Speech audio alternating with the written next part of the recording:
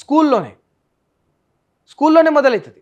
సరే ఇద్దరి మధ్యలో ఒక మంచి బంధం ఉంటే, ఒక ఫ్రెండ్షిప్ ఉంటే తప్పులేదు.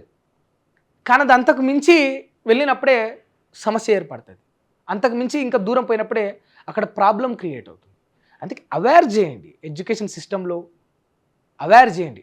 టీచర్లు కూడా ఒకవేళ ఉన్న పలంగా వీళ్ళు వెంటనే సిస్టాన్ని మొత్తం ఎడ్యుకేషన్ సిస్టమ్ని మార్చకపోయినా కూడా ఉపాధ్యాయులందరూ కూడా పిల్లల్ని అవేర్ చేయండి. చట్టాలను మీకు కొంత అవగాహన ఉంటుంది కదా, మీకు తెలియకపోతే ఆ చట్టాల గురించి సంబంధించి మీరేమంటే గూగుల్ చేయండి, చాట్ జీపీటీ అని అడగండి. మన టెక్నాలజీ అప్గ్రేడ్ అయింది. కొంచెం తెలుసుకొని పిల్లలకు కొంత చెప్పండి. ఒక ½ అన్ అవర్ వీక్లీ వన్సో, మంత్లీ వన్సో, లేకపోతే వీక్లీ ట్వైస్ ఒక 2 క్లాసులు పిల్లలకు అవేర్ చేయడానికి ఆ క్లాస్ రూమ్స్లో ఏర్పాటు చేయండి.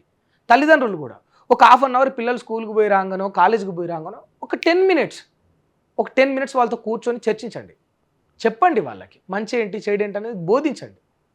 ఒకసారి అంటే చూద్దాం. ఇప్పుడు నాకు సంబంధించి ఈ వ్యవస్థలో నేను చూసినంత వరకు నాకేమనిపించింది అనేది చెప్పిన.